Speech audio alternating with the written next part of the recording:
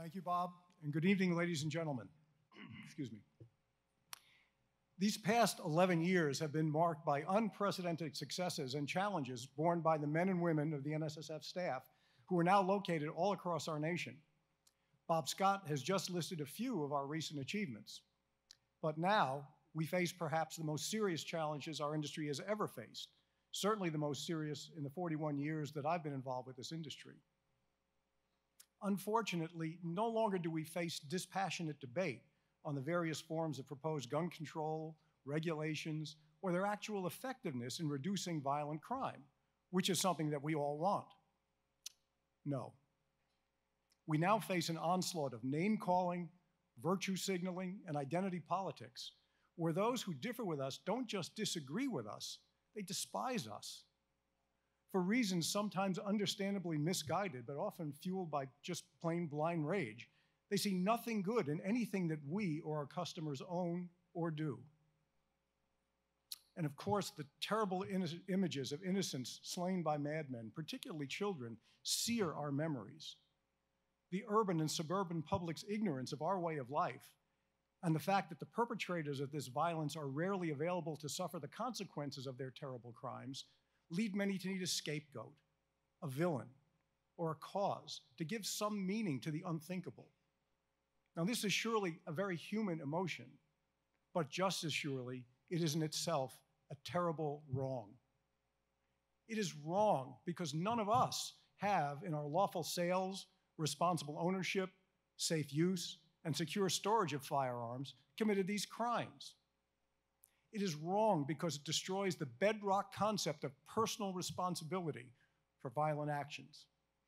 It is wrong because we are the ones who have done the most to prevent criminal misuse of our products through programs which enhance the effectiveness of retail background checks, distribute tens of millions of free gun safety kits and gun locks, which have helped reduce firearms accidents to record lows. We partner with ATF to help stop straw purchases, and we help retailers secure guns from thieves. And it is wrong and so terribly misleading to lump suicides, which are actually 2/3 of all deaths involving firearms, into violent crime statistics. We are addressing suicides and we're addressing violent crime in appropriately different ways. And we are making a real difference with real solutions for a safer America. We are saving lives.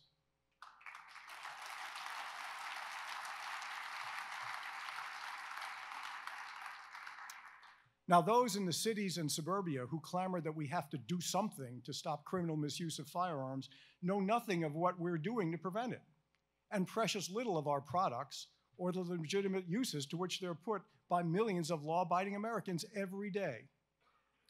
Fear is a powerful emotion. It blocks out rational thought. And those who would exploit this fear know this all too well. Now, powerful, wealthy forces, combined with a willing and equally complacent media, have dropped all pretext of objectivity. We now see financial institutions, religious groups, universities, and students allied in an all-out attack on firearms and anyone associated with them. Clearly, we are now David to their Goliath. It is they who have declared war on us and all that we believe. And they have tremendous resources with which to attain their goals. As an example, they spent over $35 million on last year's midterm elections. So because of all this emotion, this is a struggle which we have no choice but to prevail. And we will prevail, because firearms ownership by responsible citizens is enshrined in our Constitution and practiced every day by over 100 million firearms owners. They don't commit crimes. They don't shoot up our schools. They don't attack the police. They store their guns safely. They follow the law, and they matter.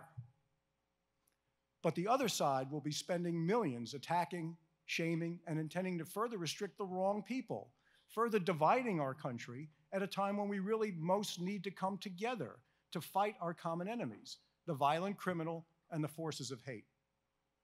So this is where our major effort will be in 2019 and the years ahead.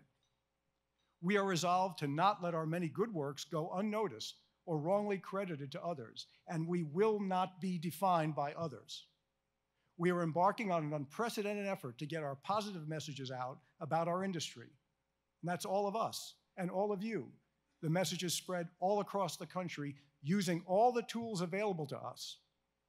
We will fight the shaming and the name-calling being thrown our way with the truth that we are a critical part of the solution and that we have effective programs in place to combat the misuse of our products.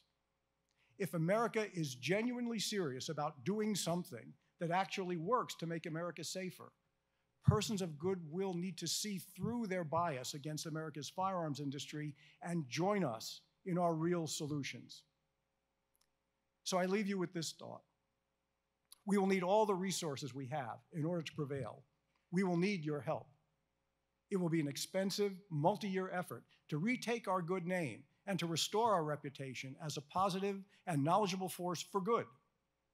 We need the resolve to speak the truth publicly in the face of lies and distortions and misunderstanding, to counter the raw emotion and anger with the facts.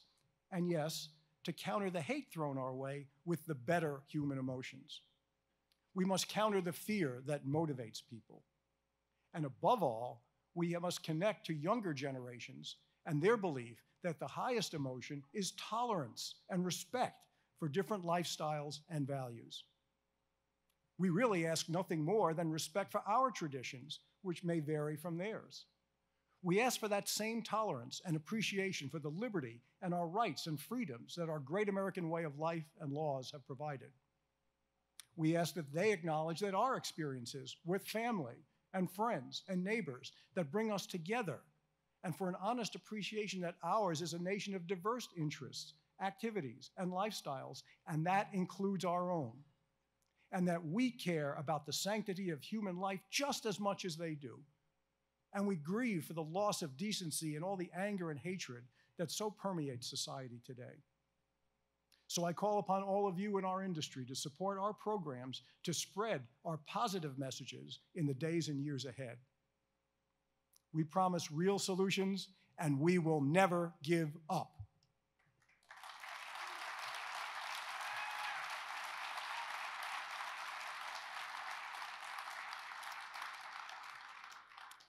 Now, on a personal note, this will be the last time I address you at the SHOT Show as the Chief Executive Officer of the National Shooting Sports Foundation. It has been my deepest honor and privilege to be associated with all of you, particularly the employees of the National Shooting Sports Foundation. Although I'll be departing the industry I love at the year's end, the great members of the NSSF staff will be fighting for you every day, promoting our industry, protecting our freedoms, and preserving our cherished way of life. And with your support, delivering the facts and our positive messages with civility and respect for the values and emotions which unite all of us as Americans, I know we must and we will win. Thank you very much.